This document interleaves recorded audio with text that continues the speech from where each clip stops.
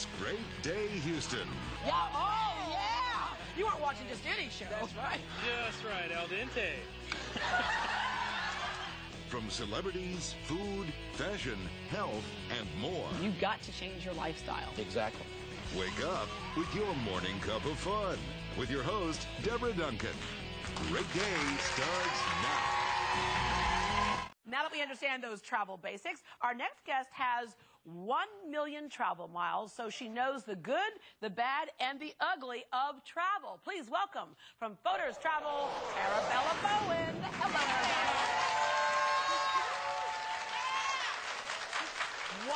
1 million travel miles. That is amazing. It is. Yeah. So you can tell us the good, the bad, and the ugly. Let's start with the best travel experience. The best travel experience, one of the best ones anyway, was when I was in Vietnam, which is actually a destination that earned me a lot of travel miles getting there. I was in Vietnam and I learned how to ride a bicycle there. And if you've ever seen pictures even of Beijing with all the bicycles in Beijing, right. Vietnam is very similar, no traffic lights, etc.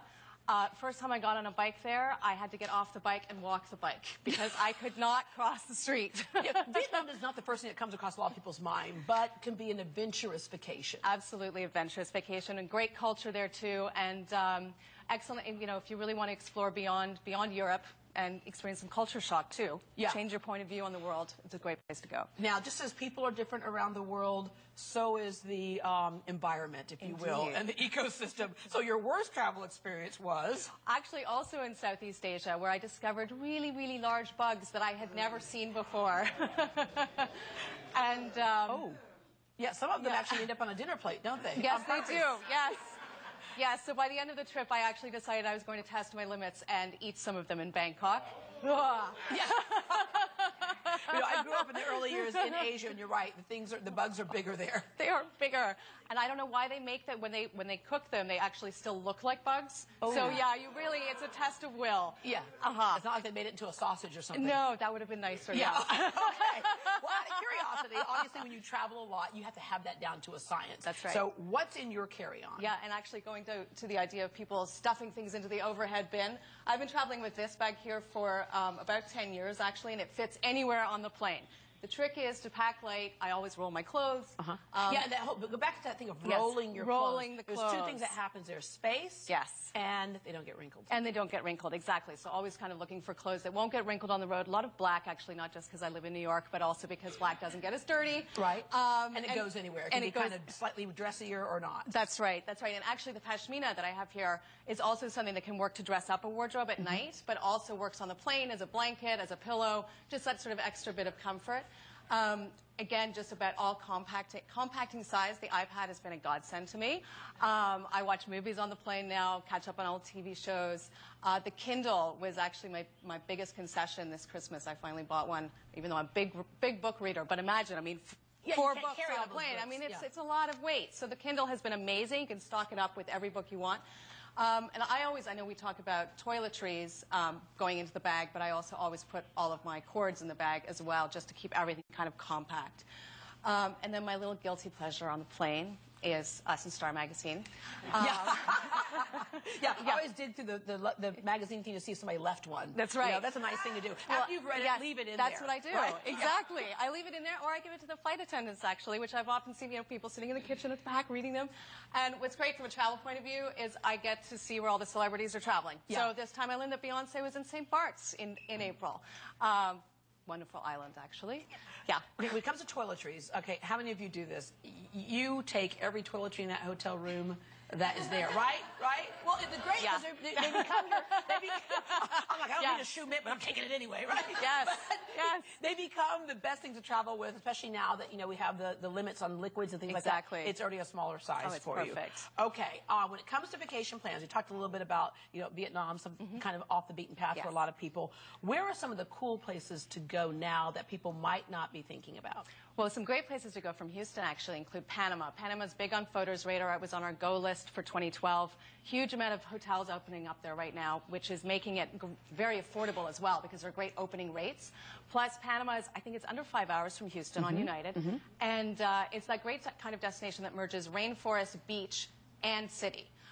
So you get all in one. And one of the great things to do there is go bird watching in the Gamboa rainforest. Yeah, it is really beautiful down there. That whole, everything like south of the border, even south of Mexico, just becomes a whole another world. The other place is, which a lot of people think, really, is Cuba. Cuba, indeed. Cuba opened up to travel last summer. All through sort of educational tours. And what we're really excited about at Fodor's is Smithsonian is doing an educational tour down there, so you can actually get great access into people's homes, meet local artists, meet local musicians, and really get under the skin of Cuba. It's on the cusp of change, and yet still remains sort of trapped in time. I mean, those amazing vintage cars. Yeah, every car you had in the 60s growing up, or 50s growing up, is in Cuba right now, working just fine. Right. Yes. Yeah, but you're right, the architecture, the colors, all those things, and I hope that if, one day the doors just kind of blow wide open on Cuba, I hope that it stays the same, because that really is the allure of Cuba. It's incredibly special. Croatia. And Croatia, which is farther afield, obviously, from Houston. You'd need to get there. You go via Venice, but it makes for a great combo trip because you can explore Venice and then take a ferry over to Rovinj. And this is a part of Croatia that is known for its truffles. Most people think that the best truffles come from Italy. They actually come from here. Yeah, and a lot of people might be confused too, because the first time we ever heard of Croatia is when there was a war going on in that whole region. But today, all that's resolved. It's pretty. It's safe. Oh, it's splendid. Actually, and actually, yes, the war was in Dubrovnik, and that whole area is spectacular now. It's all in the Adriatic, so you get that great sort of seaside colonial history, gorgeous architecture, and fabulous seafood everywhere you go. And there's great hilltop towns as well, which again makes it a little bit like Tuscany, but without the crowds. And one of them is called Motovun, and they do an annual film festival that's quite renowned and is a wonderful time to be there. Yeah. Let's wrap up with what Fodor's is for people who don't know. Fodor's. Fodor's is we are the oldest publisher of travel guides in America. Actually, we've been publishing since 1936. We produce 80 guidebooks a year. We cover the globe, and we also have a fantastic website called Fodors.com, where we have a very vibrant community, online community. So if you have any questions, you're trying to plan a trip, you want to engage with people who've been there, done that, come to Fodor's. All right. Well, we looked up. We looked up what, because you say 1 million travel miles. Yes. What does that look like? 1 million miles will get you around the earth about 40 times. Fantastic. Can you imagine? Thank you. That's wow. Okay, well, for links to more information on these and other great travel ideas, you can go to greatdayhouston.com. And then everyone in our audience is going home with a Fodor's travel guide.